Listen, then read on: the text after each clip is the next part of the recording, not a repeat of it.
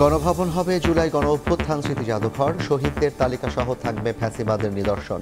কালকের মধ্যে কমিটি গঠন, আগামী সপ্তাহে কাজ শুরুর আশা, পরিদর্শন 3 উপদেষ্টার। জনগণের উপর যে অত্যাচার, নিপীড়ন, গুম, খুনের যে স্মৃতিগুলো আছে সেগুলো সংরক্ষণ করে এই গণভবনকে একটি জাদুঘরে রূপান্তরিত করে জনগণের জন্য উন্মুক্ত করে দেওয়া হবে। আমাদের যে শহীদ যারা হয়েছেন এই আন্দোলনে, তাদের স্মৃতি থাকবে, তাদের তালিকা থাকবে। কোনো মাজারে হামলা বরদাস্ত করবে না অন্তর্বর্তী সরকার। এটা একেবারেই গ্রহণযোগ্য না, এটা বারে বারে বলেছি। আমরা এর বিরুদ্ধে প্রথম দিন থেকে এটা অবস্থান নিয়েছি।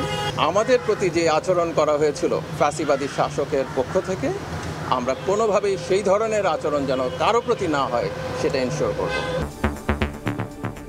দেখছিলেন প্রধান শিরোনাম। রাত 11টার সময় সঙ্গে আছি আমি জাফর সাদিক। এবার অন্যান্য শীর্ষ সংবাদ। দুবাইয়ে বিক্ষোভ করায় সাজার পর সাধারণ ক্ষমা, 57 বাংলাদেশির 14 জন দেশে ফিরছেন আজ। অন্তর্বর্তী সরকারের প্রতি কৃতজ্ঞতা ভুক্তভোগী প্রবাসীদের। আন্তর্জাতিক অপরাধ ট্রাইব্যুনাল পুনর্গঠন, অ্যাটর্নি জেনারেল সমমর্যাদায় চিফ প্রসিকিউটর হলেন তাজুল ইসলাম, আরও 4 জনকে প্রসিকিউটর নিয়োগ।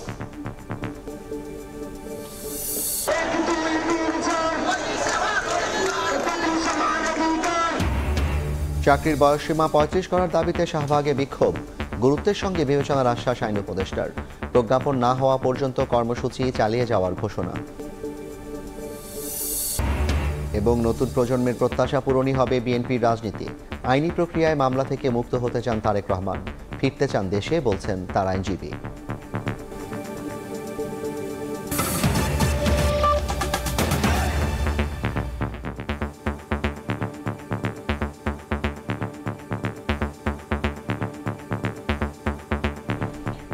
স্বৈরাচারের পরিণতির নিদর্শন সংরক্ষণে গণভবন হবে জুলাই গণ অভ্যুত্থান স্মৃতি জাদুঘর। আন্দোলনে শহীদ ও 16 বছরে গুম খুনের শিকার ব্যক্তিদের নামের তালিকা সহ থাকবে ফ্যাসিবাদের নিদর্শন। গণভবন পরিদর্শনের পরে তথ্য জানিয়েছেন 3 উপদেষ্টা। কালকের মধ্যেই বিশেষজ্ঞ কমিটি গঠন করা হবে বলেও জানান তারা। এদিকে কোনো মাজারে হামলা সরকারের কাছে গ্রহণযোগ্য নয় বলে জানিয়েছেন আদিলুর রহমান খান। গণভবন প্রধানমন্ত্রীর সরকারি বাসভবন। 16 বছর যেখানে অবস্থান করে স্বৈরশাসন চালিয়েছেন সাবেক প্রধানমন্ত্রী শেখ হাসিনা। 5 আগস্ট তার পালিয়ে যাওয়ার দিন, তাই জনগণের সব ক্ষোভের বহিঃপ্রকাশ ঘটে গণভবনকে ঘিরে। তছনছ করে দেয়া হয় এই রাজপ্রাসাদ, ঘটে লুটপাটের মতো অযাচিত ঘটনাও। বৃহস্পতিবার অন্তর্বর্তী সরকারের উপদেষ্টা পরিষদের সভায় সিদ্ধান্ত হয় গণভবনকে জুলাই গণঅভ্যুত্থান স্মৃতি জাদুঘরে রূপান্তর করার। এরই ধারাবাহিকতায় শনিবার শেরেবাংলা নগরে সাবেক প্রধানমন্ত্রীর বাসভবন পরিদর্শনে আসেন 3 উপদেষ্টা।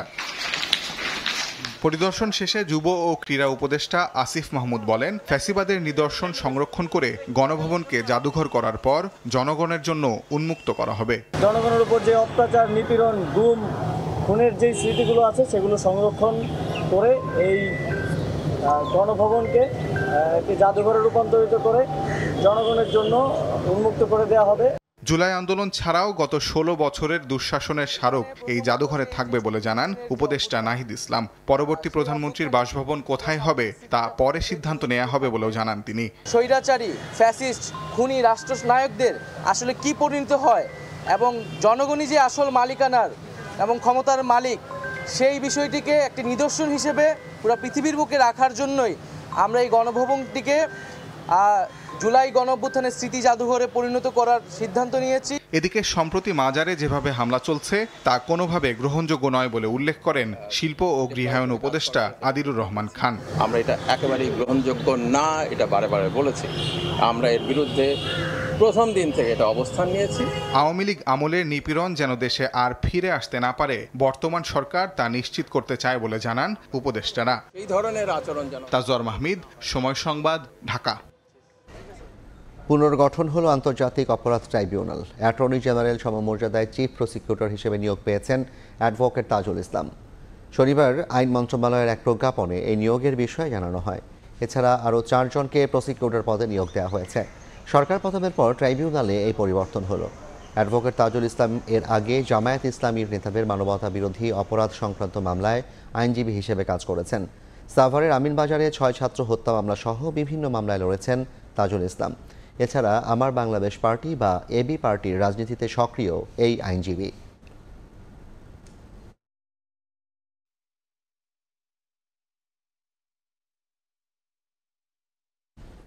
অন্তর্বর্তীকালীন সরকারের সফল কূটনৈতিক তৎপরতায় অবশেষে দেশে ফিরলেন আরব আমিরাতে সাজা মওকুফ হওয়া 57 বাংলাদেশির 20 জন।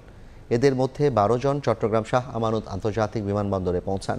এছাড়া শাহজালাল আন্তর্জাতিক বিমানবন্দরে পৌঁছান 8 জন। এ সময় কান্নায় ভেঙে পড়েন স্বজনরা। অনেক বিশ্বাসের ক্যামেরায় শফিকুল আলমের প্রতিবেদন।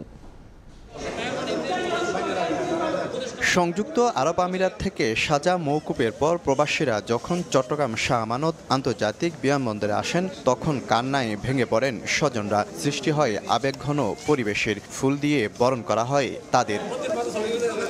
শনিবার রাতে এয়ার আরাবিয়ার একটি ফ্লাইটে আবুধাবি ও শারজা থেকে ফেরা 12 জন নামেন চট্টগ্রামে। সরকারের প্রতি সন্তুষ্টি জানিয়ে দাবি জানান পুনর্বাসনের। অনেক স্টুডেন্ট মারা গেছে, আমার দেশ অচল অবস্থা হয়ে গেছে। এমনকি আমরা যারা প্রবাসীরা আছি কেউ কারো ফ্যামিলির সাথে কথা বলতে পারি নাই। এই 57 জন আরো যারা রয়েছেন আমরা রিকোয়েস্ট করবো যাতে সরকার তাড়াতাড়ি এদেরকে নিয়ে আসেন। ওই দেশের সরকারের সাথে সমন্বয় করে আমাদের নোটিটা যেন উঠাই দেওয়া হয় এবং আমরা যেন আমাদের কর্মস্থলে সহি সালামতে পৌঁছতে পারি। গত 20 জুলাই বাংলাদেশে ছাত্রদের উপর গুলি ও ইন্টারনেট বন্ধ করায় দুবাই, শারজা ও আজমানের বিভিন্ন এলাকায় বিক্ষোভ করেন প্রবাসীরা। এ সময় 57 বাংলাদেশিকে আটক করে আমিরাতের পুলিশ।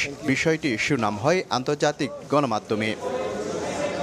গত 28 আগস্ট প্রধান উপদেষ্টা ডক্টর মোহাম্মদ ইউনূসের সঙ্গে টেলিফোনে কথা হয় সংযুক্ত আরব আমিরাতের প্রেসিডেন্টের সাথে। পরে 3 আগস্ট 57 জনের শাস্তি মওকুফ করেন সে দেশের প্রেসিডেন্ট। আমাদের বর্তমান সরকারকে অসংখ্য ধন্যবাদ, আমাদের ছেলেদেরকে আমাদের বুকে ফিরিয়ে দিয়েছেন। 5 ওয়াক্ত নামাজ পড়ে, তাহাজ্জুদ নামাজ পড়ে ওনাকে আমি দোয়া করতেছি আমি আমার ছেলেকে ফেরত পেয়েছি।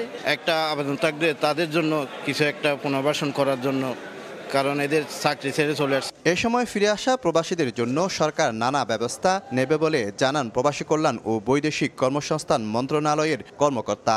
সুন্দরভাবে আমরা ওনাদের বাড়ি পর্যন্ত পৌঁছানোর ব্যবস্থা করেছি। ইনশাল্লাহ ওনাদের সমস্ত ডিটেইল আমাদের কাছে আছে। অন্তর্বর্তীকালীন সরকারের সফল কূটনৈতিক তৎপরতায় দেশে আসলেন এই প্রবাসীরা। শফিকুল আলম, সময় সংবাদ, চট্টগ্রাম।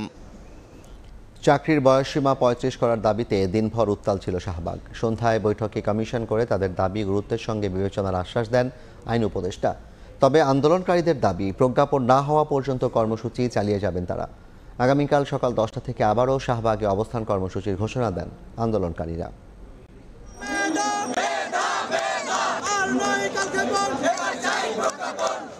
দুপুর গড়িয়ে রাত, তখনও শিক্ষার্থীদের অবস্থান কর্মসূচিতে বন্ধ শাহবাগের যান চলাচল। সেই যান চলাচল স্বাভাবিক হয় প্রায় 10 ঘন্টা পর।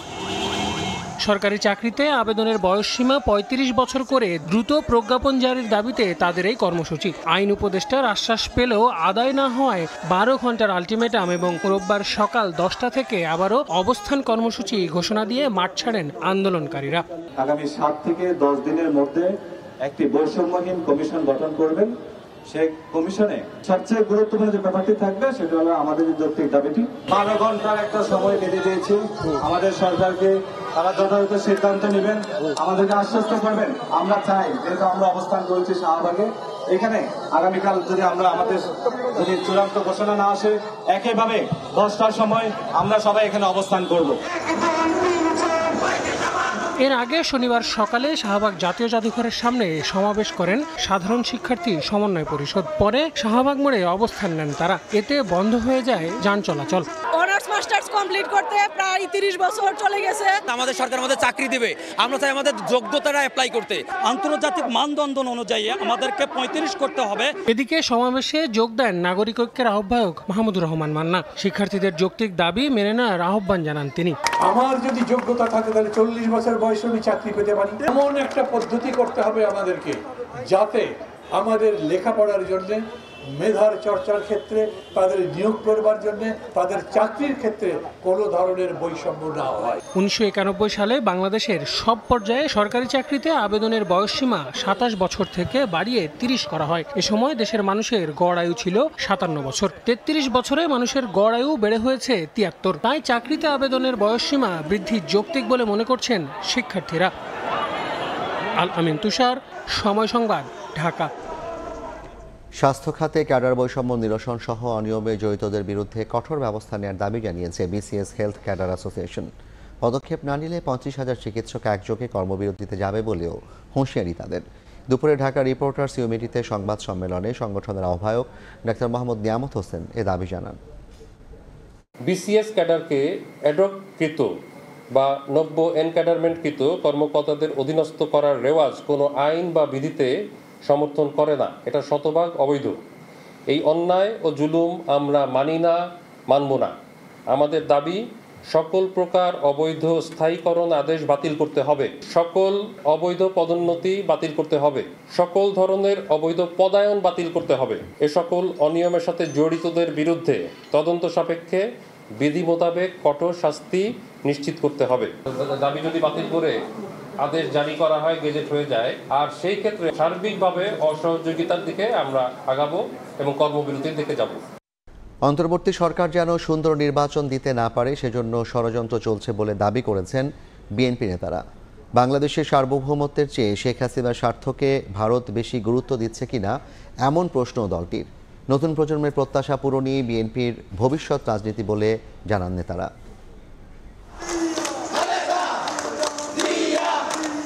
নার্নেস অ্যাসোসিয়েশন অব বাংলাদেশ ন্যাবের 21তম প্রতিষ্ঠাবার্ষিকী উপলক্ষে শনিবার সকালে বিএনপির প্রতিষ্ঠাতা জিয়াউর রহমানের সমাধিতে ফুল দিয়ে শ্রদ্ধা জানান বিএনপির সিনিয়র যুগ্ম মহাসচিব রুহুল কবির রিজভী। এ সময় সাংবাদিকদের কাছে বাংলাদেশ বিষয়ে ভারতের অবস্থান নিয়ে প্রশ্ন তোলেন তিনি। বলেন, বাংলাদেশের সার্বভৌমত্বের থেকেও শেখ হাসিনার স্বার্থকে ভারত গুরুত্ব দিলে তার জবাব দিতে প্রস্তুত দেশের জনগণ।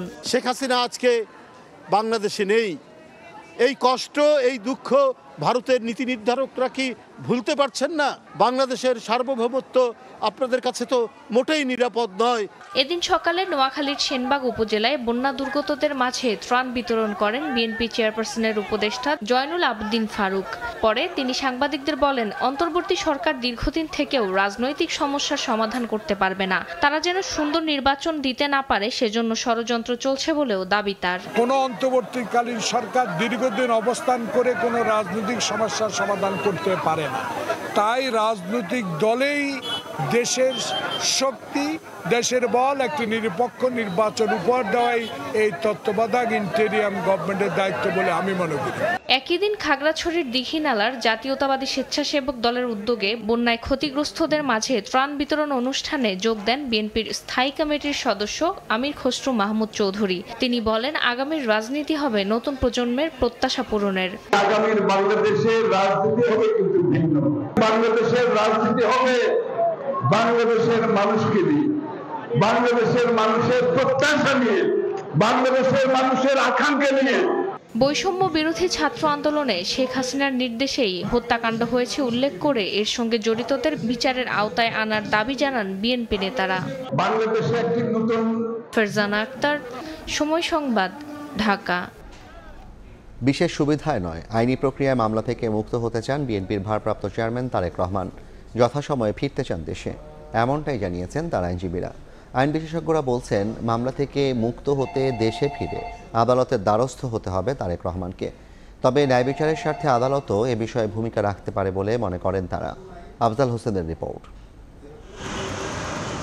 5 আগস্ট পদত্যাগ করে ভারতে পালিয়ে যান প্রধানমন্ত্রী শেখ হাসিনা। পরদিন মুক্তি দেয়া হয় 3 বারের সাবেক প্রধানমন্ত্রী বেগম খালেদা জিয়াকে। এরপর একে একে জামিনে জেল থেকে বের হন কারাবন্দী বিএনপি নেতারা। তবে দলটির ভারপ্রাপ্ত চেয়ারম্যান তারেক রহমানের মামলা নিয়ে নেই তেমন কোনো অগ্রগতি। 16 বছর ধরে লন্ডনে অবস্থান করছেন তারেক রহমান। 111 এবং আওয়ামী লীগ সরকারের সময় তার বিরুদ্ধে অর্ধশতাধিক মামলা হয়। এর মধ্যে 21 আগস্ট গ্রেনেড হামলা মামলায় যাবজ্জীবন কারাদণ্ড সহ 5টি মামলায় সাজা দেওয়া হয়। রাজনৈতিক পট পরিবর্তনের পর তারেক রহমান কবে দেশে ফিরবেন এ প্রশ্ন উঠেছে। আইনজীবীরা বলছেন, বিশেষ কোনো সুবিধায় নয়, আইনি প্রক্রিয়ায় নির্দোষ প্রমাণ করে মামলা থেকে মুক্ত হতে চান তারেক রহমান। যথাসময়ে ফিরবেন দেশে। ফ্যাসিস্ট রেজিমের নেতৃত্ব দানকারী পলাতক শেখ হাসিনা জনাব তারেক রহমান সাহেবের পাসপোর্টটা পর্যন্ত নবায়ন করতে দেয়নি। উনি আইনের প্রতি শ্রদ্ধাশীল, আদালতের প্রতি শ্রদ্ধাশীল, সংবিধানের প্রতি শ্রদ্ধাশীল, যে কারণে ওনার বিরুদ্ধে মিথ্যা মামলাগুলোর যেগুলো রায় হয়েছে সেগুলো আইনগতভাবেই তিনি মোকাবেলা করবেন, আর যেগুলোর রায় হয়নি সেইগুলো আইনগতভাবে আমরা পদক্ষেপ নিচ্ছি। সিনিয়র আইনজীবী SM শাহজাহান বলছেন, আইনি প্রক্রিয়ায় মুক্তি পেতে হলে দেশে ফিরতে হবে তারেক রহমানকে। তারেক রহমান সাহেবের জাজমেন্টের পরে যেহেতু তার আগে থেকে উনি দেশে ছিলেন না, উনি লন্ডনে, কাজে ওনার তো এই মামলায় আপিল করার কোনো সুযোগ ছিল না বা আপিল উনি করতে পারেননি। কোর্টের কাছে কোনো রিলিফ আপনাকে যেতে হলে আপনাকে তো কোর্টে সারেন্ডার করতে হবে। আইনে আমাদের আরেকটা প্রভিশন আছে 561A of the Code of Criminal Procedure, that are inherent power of the court. Tarique Zia সাহেবের যদি ওটা করতে হয় তাইলেও তাকে দেশে আসতে হবে। 2008 সালের 11 সেপ্টেম্বর চিকিৎসার জন্য লন্ডনে যান তারেক রহমান। সেখান থেকেই দলকে সংগঠিত করে আওয়ামী লীগ সরকার বিরোধী আন্দোলনে নেতৃত্ব দেন তিনি। জাতীয়তাবাদী দল। আফজাল হোসেন, সময় সংবাদ, ঢাকা। চট্টগ্রাম বন্দরের বহির্নোঙরে পণ্যবাহী দুটি বিদেশি জাহাজের সংঘর্ষ হয়েছে। দুপুরে লাইবেরিয়ার পতাকাবাহী জাহাজ MV ফ্রেন্ডলি আইল্যান্ড ডাল খালাস করছিল, আর সিমেন্ট ক্লিংকারবাহী পানামার পতাকাবাহী জাহাজ নাভিও সেলেস্টিলার অবস্থান ছিল কুতুবদিয়ার কাছাকাছি। দুপুরে হঠাৎ নাভিও সেলেস্টিলা ফ্রেন্ডলি আইল্যান্ডকে ধাক্কা দেয়। এ সময় দুটি জাহাজ আটকে যায়। সরিয়ে নেওয়ার পর জাহাজ দুটি বহির্নোঙরে নিরাপদ দূরত্বে অবস্থান করছে।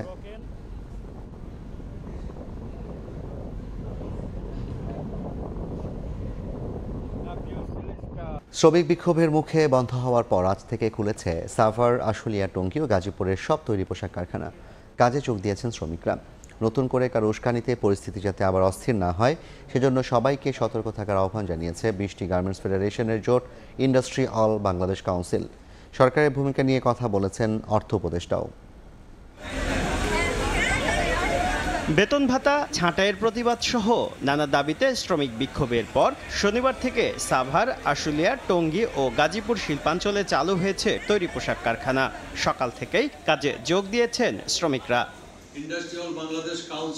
এমন প্রেক্ষাপটে নতুন করে আর তৃতীয় পক্ষের কোনো উস্কানিতে কান না দিতে শ্রমিকদের প্রতি আহ্বান জানিয়েছে 20টি গার্মেন্টস ফেডারেশনের জোট ইন্ডাস্ট্রিয়াল বাংলাদেশ কাউন্সিল। সংগঠনটির নেতারা বলছেন, ন্যায্য দাবি দেওয়া কারখানা মালিক ও সরকারের সঙ্গে বসে আদায় করা হবে, কিন্তু কারখানা বন্ধ রেখে দাবি আদায় সমর্থনযোগ্য নয়। পোশাক কারখানায় সাম্প্রতিক হামলা ও ভাঙচুরের ঘটনায় কোনো শ্রমিক সংগঠন জড়িত নয় বলেও দাবি করে ইন্ডাস্ট্রিয়াল বাংলাদেশ কাউন্সিল। তারা যাতে সব কারখানায় যথারীতি কাজ করে যান, তাদের সমস্যা থাকলে ম্যানেজমেন্টকে তারা লিখিতভাবে জানাবেন। আর আরেকটা বিষয় হলো, সমস্ত দায় কিন্তু শ্রমিক সংগঠনগুলো না। এদিকে তৈরি পোশাক খাতে স্থিতিশীলতা আনতে মালিক, শ্রমিক ও রাজনৈতিক দলগুলোর সঙ্গে কাজ করার কথা জানিয়েছেন অর্থ উপদেষ্টা। শ্রমিকদের মালিকদের সাথে কথাবার্তা হচ্ছে, বলছে, এবং এখানে কিন্তু অন্যান্য কত রাজনৈতিক দলও কিন্তু ওরা সহযোগিতা করছে, যথেষ্ট উন্নয়ন হয়েছে। আর আমি কমার্স মিনিস্টার ট্রেড বডির সাথে আলাপ করছি, কালকে পরশু আবার একটা গ্রুপের সাথে বলবো। পরিস্থিতি নিয়ন্ত্রণে শিল্পাঞ্চল এলাকায় টহল দিচ্ছে আইনশৃঙ্খলা বাহিনীর সদস্যরা। শুভ খান, সময় সংবাদ, ঢাকা। নওগাঁর পাইকারি মোকামে বস্তা প্রতি চালের দাম বেড়েছে 150 টাকা। সপ্তাহ ব্যবধানে দামের এমন ঊর্ধ্বমুখী প্রবণতার প্রভাব স্বাভাবিকভাবেই পড়েছে খুচরা বাজারে। ক্রেতাদের অভিযোগ, ব্যবসায়ীরা কারসাজি করে অধিক মুনাফার সুযোগ নিচ্ছে। আর বন্যা দুর্গত এলাকায় চালের অতিরিক্ত চাহিদা বৃদ্ধির অজুহাত বিক্রেতাদের। এবার রকির রিপোর্ট, ছবি তুলেছেন রকিবুল ইসলাম। ভরা মৌসুম, তাই বস্তায় বস্তায় চালে ঠাসা মিলের গুদাম। ধান থেকে চাল বের করতে অটো মিলগুলোতে চলছে কর্মব্যস্ততা। এর মাঝে হঠাৎ চলতি সপ্তাহে নওগাঁর পাইকারি মোকামে বস্তাপ্রতি 150 টাকা পর্যন্ত চালের দর বাড়িয়েছেন মিলাররা। চালের বাড়তি দরের উত্তাপ খুচরা বাজারেও। মোটা জাতের প্যারিজা, B28 ও স্বর্ণাপাত চালে কেজিতে 3 টাকা, আর সরু চাল জিরাশাল, নাজির ও কাটারি মিনিকেট কেজিতে 2 টাকা বাড়তি দরে বিক্রি করছেন মিলাররা। ভোক্তাদের অভিযোগ, কারসাজি করে অধিক মুনাফার আশায় দাম বাড়িয়েছেন ব্যবসায়ীরা। প্রত্যেকটা চালের দাম 2 টাকা করে বাড়িয়েছে। আপনার মোটা চাল ছিল আপনার 56 টাকা, সেটা বেড়ে দাঁড়াচ্ছে 58-60 টাকা কেজি। চালের দাম এবং কাঁচা তরকারি, সবজি এসবের দাম যদি বাজারে কমানো হয় তাহলে আমরা অনেক ভালো চলতে পারবো। তবে বন্যা এলাকায় চালের চাহিদা বাড়ায় দাম বেড়েছে বলে অজুহাত মিলারদের। স্বর্ণাপাস ধান উঠবে আরো 2 মাস পরে, এই ধানটা আমরা কিন্তু এখন চালটা কিন্তু অ্যাভেলেবল পাই, কিন্তু সেই চালটা কিন্তু 2 মাস আগে শেষ হয়ে গেছে। সেই কারণেই কিন্তু একটা বাজারে এই মোটা জাতের চালটা বা মিডিয়াম জাতের চালের দামটা কিন্তু বাড়ছে। চলতি মৌসুমে জেলায় 60,000 হেক্টর জমি থেকে 1,80,000 মেট্রিক টন ধান পাওয়ার লক্ষ্যমাত্রা নির্ধারণ করেছে কৃষি বিভাগ। এমআর রকি, সময় সংবাদ, নওগাঁ। কালো টাকা সাদা করার সুযোগ না থাকায় এনবিআর অর্থ লোপাটকারীদের সহজেই ধরতে পারবে বলে জানিয়েছেন অর্থ উপদেষ্টা সালেহউদ্দিন আহমেদ। দুপুরে রাজধানীর আগারগাঁওয়ে Bangladesh institute of governance and ম্যানেজমেন্টে এক সভা শেষে উপদেষ্টা বলেন, অর্থ কেলেঙ্কারিতে জড়িত রাঘব বোয়ালদের ধরতে কঠোর অবস্থানে আছে সরকার। রাজনৈতিক পট পরিবর্তনের পর দেশের শীর্ষস্থানীয় 5 ব্যবসায়ীর কর ফাঁকি খতিয়ে দেখতে শুরু করেছে জাতীয় রাজস্ব বোর্ড। এরই মধ্যে বেক্সিমকো গ্রুপের কর্ণধার সালমান এফ রহমান, সামিটের চেয়ারম্যান মোহাম্মদ আজিজ খান, বসুন্ধরার আহমেদ আকবর সোবহান, ওরিয়নের ওবায়দুল করিম ও নাসা গ্রুপের চেয়ারম্যান নজরুল ইসলাম মজুমদারের কর ফাঁকির বিষয়ে বিশেষ তদন্তও শুরু করেছে সংস্থাটির কেন্দ্রীয় গোয়েন্দা সেল সিআইসি। আর্থিক খাতে কেলেঙ্কারিতে জড়িত রাঘব বোয়াল ধরার অগ্রগতি প্রসঙ্গে এবার কড়া হুঁশিয়ারি দিয়ে অর্থ ও বাণিজ্য উপদেষ্টা জানালেন, সরকারের অবস্থান স্পষ্ট, ছাড় দেয়া হবে না কাউকে। অনেকের ব্যাংক এসে জব্দ করেছে, এটা প্রিলিমিনারি, তারপর এগুলো ইনভেস্টিগেশন হবে, বিভিন্ন এজেন্সি ইনভেস্টিগেট করবে, তারপরে তদন্ত করার পর আলটিমেটলি এটা তো আপনার যদি আপনার কোনো তদন্ত হিসেবে পায় তো চার্জ দেবে, কোর্টে যাবে, এটা হবে দ্রুত। শনিবার দুপুরে রাজধানীর আগারগাঁওয়ে Bangladesh institute of governance and ম্যানেজমেন্টে এক সভায় অংশ নেন উপদেষ্টা। পরে সমসাময়িক বিষয়ে কথা বলতে গিয়ে জানান, কালো টাকা সাদা করার সুযোগ না থাকায় এনবিআর অর্থ লোপাটকারীদের সহজেই ধরে ফেলবে। কালো টাকা সাদা করার ব্যাপারে আর একদম কিছু না, এখন সরাসরি এনবিআর তাদের ব্যবস্থা নেবে, যারা অপদৃশ্যতা আছে তাদেরকে ধরবে। উপদেষ্টা জানান, বাজার কারসাজির সঙ্গে জড়িতদের বিরুদ্ধেও কঠোর অবস্থান নিয়েছে সরকার। ভোক্তাদের স্বস্তি দিতে এরই মধ্যে শুল্ক কমানো হয়েছে বিভিন্ন পণ্য আমদানিতে। এর ইতিবাচক প্রভাবও পড়েছে বলে পর্যবেক্ষণ অর্থ উপদেষ্টার। এখন একটু ইম্প্যাক্টটা আপনার যদি বাজারে আমরা মনিটর করতে বলেছি, খুব শক্তভাবে মনিটর করবে। চাঁদাবাজের ব্যাপারটা আমরা ডিসিদের কাছে বলেছি আরেকটু শক্তভাবে, এই যে মোপাই সাথে বা আমার এসেকে বলবো, এটা হলে কিন্তু অনেকটা একেবারে যে কমে নাই তা না, কিন্তু খালি বাইরে কিন্তু কমেছে। একটা জিনিস হলো যে যারা পণ্য উৎপাদন করে তারা যেন ন্যায্য মূল্যটা পায়। বাংলাদেশ ব্যাংকের ডেপুটি গভর্নর নিয়োগ প্রক্রিয়া শিগগিরই শেষ হবে বলেও জানান সালেহউদ্দিন আহমেদ। ইয়ানুর শিফাত, সময় সংবাদ, ঢাকা। বন্যার পানি কমার সঙ্গে সঙ্গে ফেনীতে আগ্রাসী হয়ে উঠছে ছোট ফেনী নদী।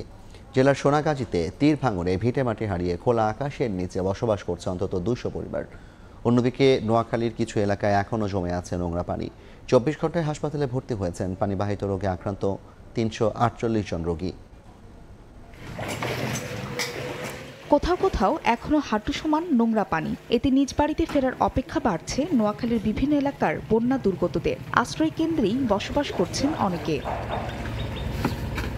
জেলার সেনবাগের ছাতারবাইয়া, বিরহামপুর, বিজয়নগর সহ বেশ কয়েকটি এলাকায় ধীরগতিতে কমছে বন্যার পানি। একই সঙ্গে দৃশ্যমান হচ্ছে ক্ষয়ক্ষতির চিহ্ন।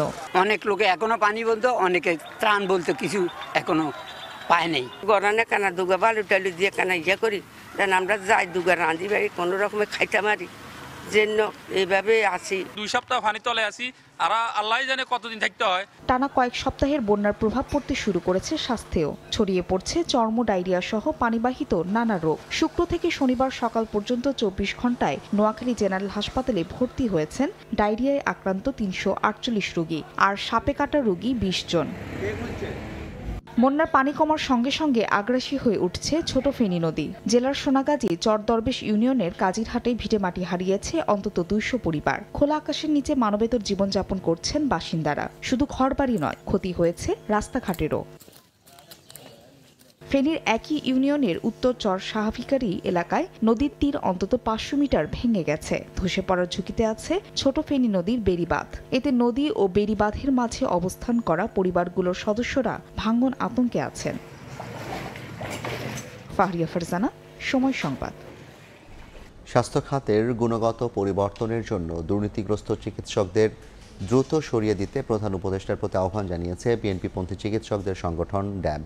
নেতাদের অভিযোগ, সরকার প্রথমের 1 মাস পার হলেও দুর্নীতিবাজ এবং দলকানা চিকিৎসকদের পুনর্বাসন করছে একটি মহল।